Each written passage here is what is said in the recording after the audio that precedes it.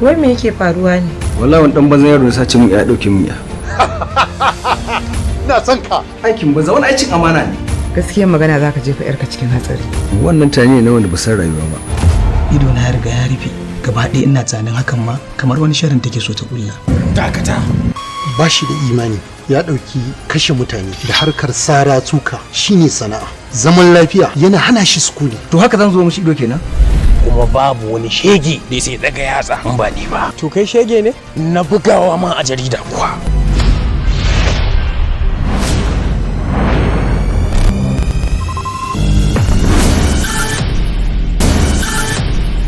Da soyayya yaƙi ci, da tuni na daɗe da mallakar zuciyarki. Ka daina tunani akan haka domin na san wace ce Jamila.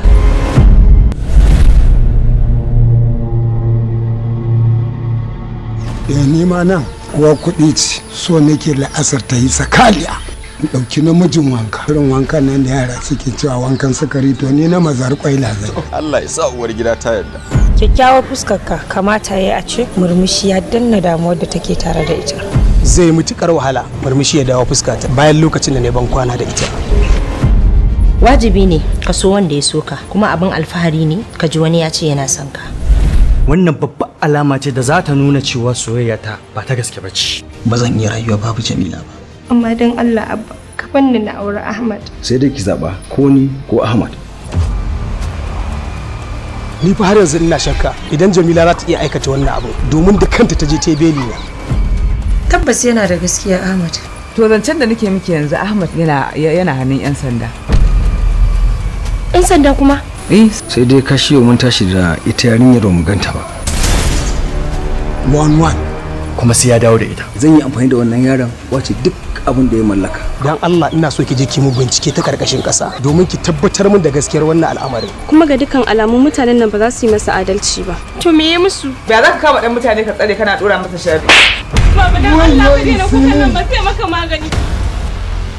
To yanzu yaushe zan fara jin. Ai tun daga satin nan zaka fara cire ribar ka.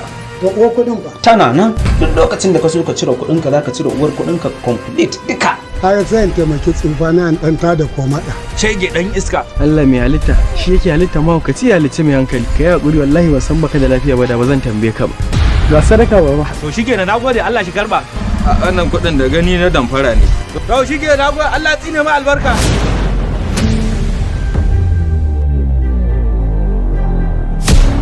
Baka ganta ba? Wace ce baba?